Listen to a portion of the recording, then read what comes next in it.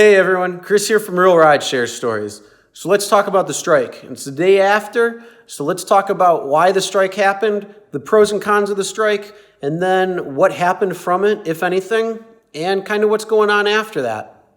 So let's kind of go, why did the strike happen? A lot of people are complaining about the working conditions, mostly because without a way to protest being deactivated or to appeal it. Also with other issues that they have between Uber and Lyft and the communication between drivers, certain incentives being taken away, different things like that where the conditions and the pay are being cut. Also the pay rates themselves being cut and dropped from a certain level down. So a lot of people aren't happy with that. And one of the big things too that people keep bringing up is benefits. Now, I don't know why benefits is brought up into this because we're independent contractors.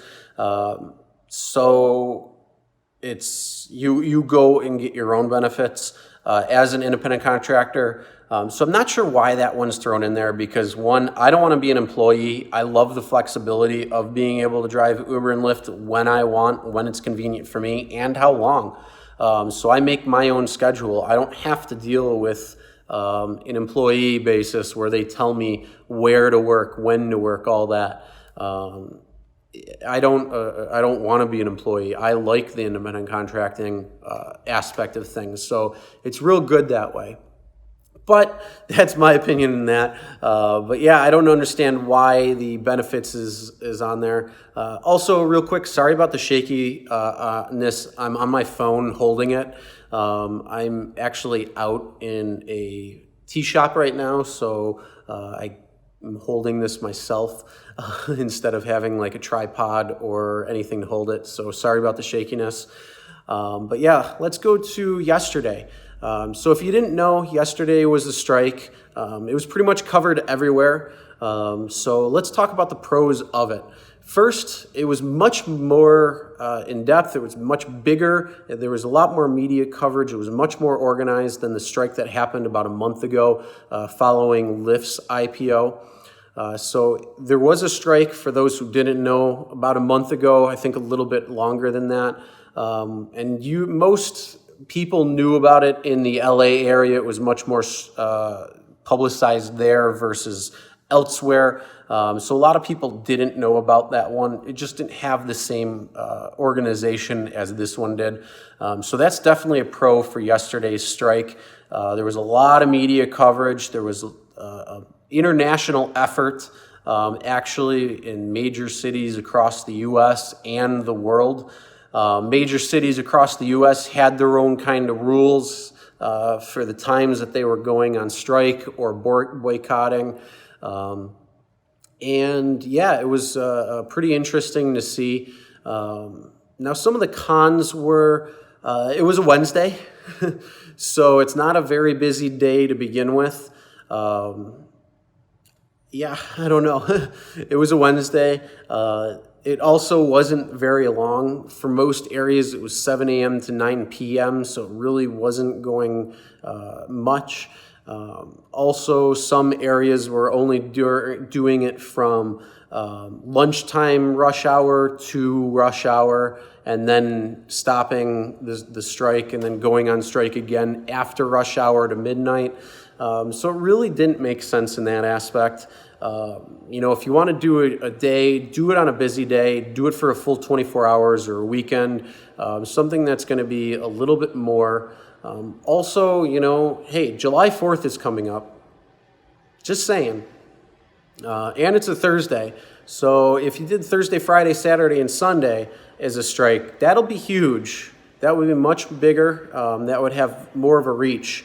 But yeah, again, like I said, it had a lot oomph behind it. It was good. It was well publicized. There were a lot of people that knew, but it didn't make much of a difference. One of the big things is I went on my computer just now to look up Google and look up news and I typed in Uber just to see what would pop up today. And it was mostly about the IPO. It was mostly about the valuation, mostly anything to do with that. It had very little things to do with the strike or recapping the strike. So there wasn't too much going on. It just went from the strike in the news all the way to the IPO very quickly. So yeah, there were a few things where it had a good impact, especially for drivers who were participating. One of the big things is in my area, I didn't see much of a difference. I logged in just to see what would what to see the airport queues were, and then if there were any extra surges. And it was pretty much right where it was, where it's normally. Also, I logged in on the passenger app just to see who was around, and there were quite a few cars that were driving around. So it definitely didn't have too much of an impact, at least in my area. Now, I did not drive yesterday, but I normally don't drive on Wednesdays. So, there's that thing. I do this part-time, so I don't see too much of an effect. Most full-time drivers will see an effect, and those are the people who are definitely upset with the conditions, definitely upset with pay cuts, definitely upset with more things than somebody who is part-time and who has other things going on.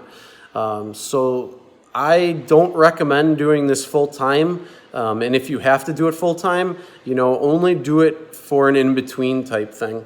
So if you're in between jobs, or if you're on or if you're laid off due to seasonal work or something like that, then it's okay to do full-time, but don't do it.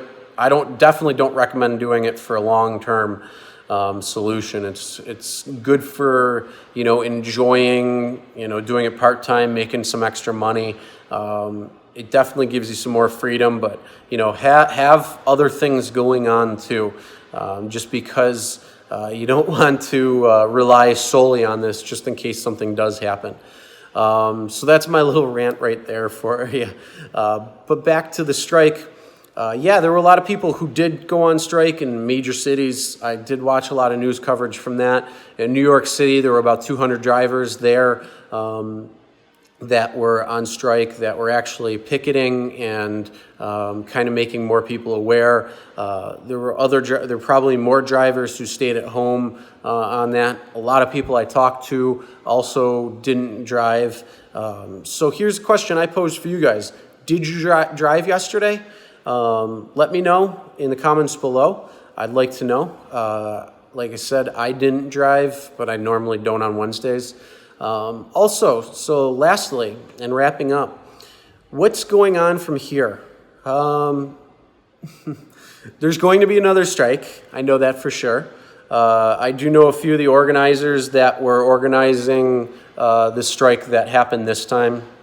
A couple of dates that have been thrown around. July 4th is one of them. It hasn't been made official yet, but I heard that is a strong possibility.